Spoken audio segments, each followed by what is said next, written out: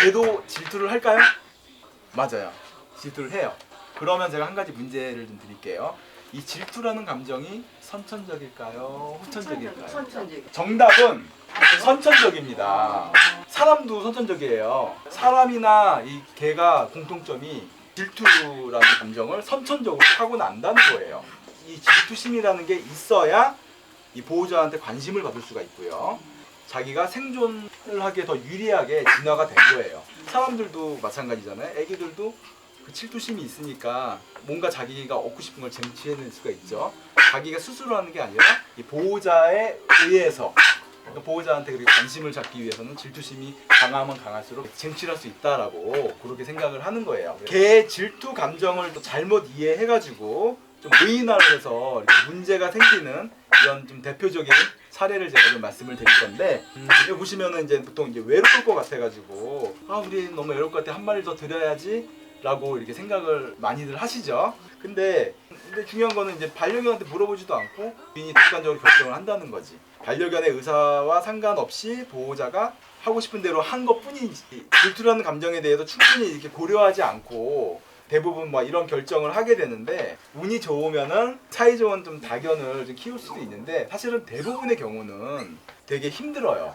네, 서로 이렇게 어울리기 힘든 게 질투라는 감정 때문에 조금 힘든 경우가 많다는 거 알으셔야 되고, 그게 되게 질투의 영향이다라는 거를 항상 염두를 해주시면 될 것 같고요. 드리게 되면 또 우리가 고민하는 게 여자애를 데려와야 되나 남자애를 데려와야 되나 막 이런 고민을 좀 하게 되는데, 사람들은 어린 아이들이 어릴 때 이렇게 남자애들은 남자애들끼리 잘 놀고 또 여자애들은 여자애들끼리 잘 놀잖아요.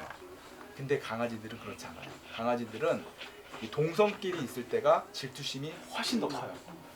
그래서 가급적이면은 남자애를 키우고 있는 집은 그냥 여자애를 들이는 게 확률적으로 조금 수월하게 키울 수 있는 확률이 더 크다는 거예요. 예를 들면 이제 남자애들끼리 또 이렇게 두 마리를 또 데려왔어.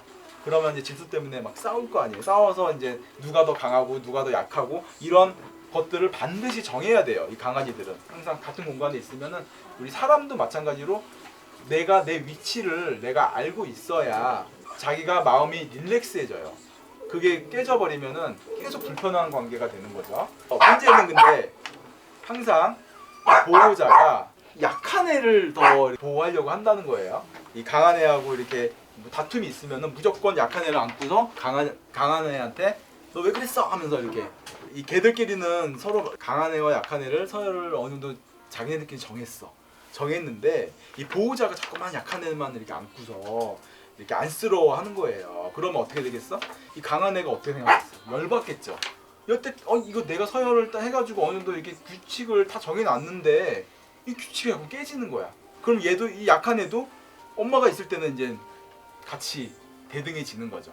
그렇게 되면서 항상 불안한 관계가 되고, 서로 둘만이 있을 때는 강한 애가 더 괴롭히는 거죠. 막 그런 결과가 생기는 거예요. 강한 반려견의 이 질투심으로 이 집안이 평온할 일이 없다는 거죠. 기본적으로 이 반려견끼리 이렇게 마찰이 있을 때는 이 강한 아이를 오히려 더 챙겨줘야 돼요.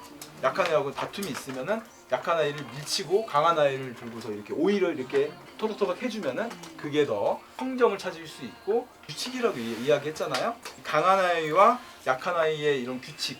약한 아이는 자기가 약하다고 인정을 하면은 활이 없어요. 강한 아이는 강하다고 인정을 하는 거고, 그러니까 그거를 우리가 이해를 해야 보호자들이 다견 두 마리 이상 키우는 상황을 잘 지혜롭게 이렇게 해결을 할 수 있다는 거죠.